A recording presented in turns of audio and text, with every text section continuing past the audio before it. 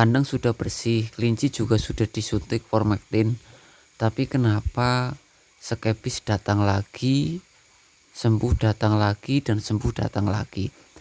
Ini banyak sekali yang menanyakan hal seperti ini, dan tadi malam juga pun ada yang menanyakan hal seperti ini. Kenapa itu bisa terjadi berulang dan berulang lagi, sehingga mengakibatkan kemunduran waktu dalam produksi, sehingga teman-teman mengalami kerugian operasional pakan dan operasional waktu. Apa sih penyebabnya dan bagaimana penanganannya? Simak baik-baik video pagi hari ini. Selamat pagi, assalamualaikum warahmatullahi wabarakatuh. Pagi hari ini kita akan membahas bagaimana sih mengidentifikasi, menangani dan mencegah skebis yang terus datang lagi dan datang lagi. Ini kebanyakan terjadi di kandang teman-teman peternak pemula yang belum tahu cara penanganan yang paling tepat dan cepat.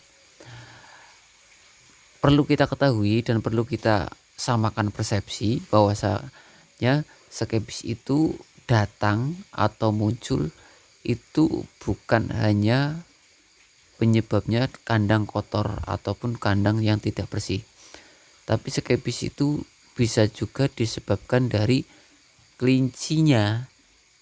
Dalam artian kelinci itu sudah membawa genetik skebis.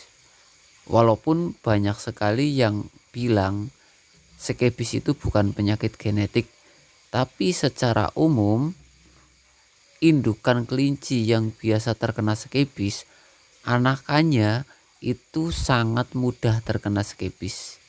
Beda halnya indukan yang jarang terkena skebis, anaknya pun akan lebih kebal bila mana ada serangan skebis.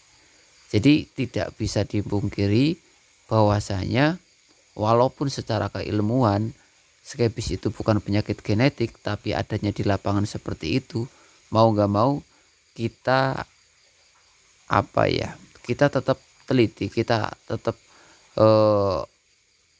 berpatokan atau berpadoman apa yang kita temukan atau kita dapatkan di lapangan ataupun di kandang.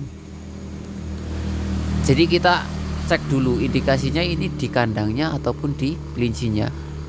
Pertanyaannya, kandangnya sudah bersih mas, kandangnya sudah steril, setiap hari bahkan saya bersihkan, tapi kenapa kok kelincinya gampang sekali terkena skebis lagi dan terkena lagi?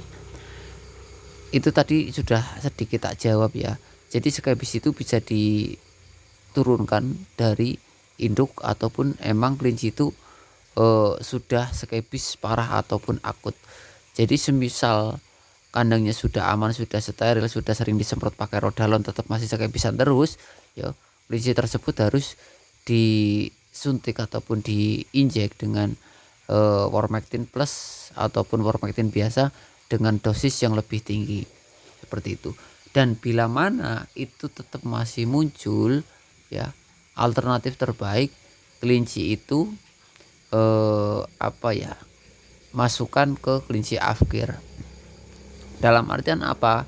Walaupun dia sembuh, akan ada potensi lagi untuk kambuh.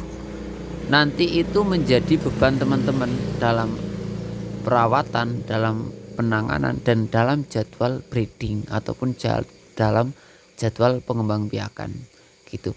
Yang seharusnya kelinci itu sudah produksi, yang seharusnya kelinci itu sudah beranak, tapi ketungkul nangani skebis yang tidak barbar, yang tidak rampung-rampung, yo akhirnya waktu teman-teman itu habis, operasional semakin besar, semakin membengkak tanpa adanya income ataupun produksi yang diproduksi oleh kelinci tersebut. Nanti kos pakannya malah nggak ketemu, dan itu menjadi beban operasional kandang teman-teman. Alangkah baiknya kalau emang ada 1-2 ekor yang terindikasi seperti itu, susah disembuhkan, sudah masukkan ke pemotongan aja ataupun masukkan ke pedaging gitu teman-teman. Itu cara yang paling efektif. Tapi bila mana masih ada potensi untuk dimaksimalkan penyembuhannya dan emang benar-benar bisa tuntas tidak kembali lagi, yuk silahkan disembuhkan gitu, daripada teman-teman habis waktunya, menambah kos terus operasional, dan produktifnya pun tidak maksimal, tidak stabil. Cara dan penanganan paling tepat seperti itu yang saya sampaikan tadi. Itu teman-teman. Juga di sini ada pertanyaan mengenai indukan yang hamil. Kebanyakan pemula itu Mas menanyakan ke saya, Mas, kelinci saya udah hamil kok nggak lahir-lahir, sudah 1 bulan lebih, bahkan sudah 1 bulan 5 hari, ini kok nggak lahir-lahir. Kebanyakan teman-teman pemula itu hanya berasumsi itu kelinci hamil, padahal bisa hamil semu ataupun bisa gagal hamil. Maka dari itu saya sarankan untuk teman-teman pemula itu wajib hukumnya untuk belajar palpasi. Karena apa? Nanti teman-teman kalau emang sudah bisa palpasi itu bisa menyingkat waktu, bisa memaksimalkan waktu, tidak terjadi kekosongan produksi, tidak terjadi waktu yang terbuang sia-sia karena nunggu hampir 1 bulan, bahkan 1 bulan lebih tidak produksi dan tidak berkunjung hamil, tidak kunjung lahir, dikarenakan tidak bisa palpasi, hanya karena kira-kira hanya melihat ciri-ciri fisik. Ingat teman-teman ya, di setiap video saya informasikan dan saya jelaskan mengenai ciri-ciri fisik tanpa palpasi itu hanya 50% kemungkinannya. Tapi kalau sudah cek dengan cara palpasi itu hampir 85% itu berhasil ataupun itu positif. Semoga menjadi pacuan, semoga menjadi wawasan baru untuk teman-teman pemula semua ya. Jadi jangan patah arang, jangan patah semangat mengenai kegagalan ini, mengenai proses ini. Terus dinikmati aja. Nanti berjalannya waktu teman-teman itu akan tambah ilmu, akan tambah bekal, akan tambah pengalaman, akan tambah segalanya bila mana teman-teman terus istiqomah belajar secara langsung, praktek di lapangan di kandang masing-masing. Semoga bermanfaat apa yang saya sampaikan pada kesempatan pagi hari ini.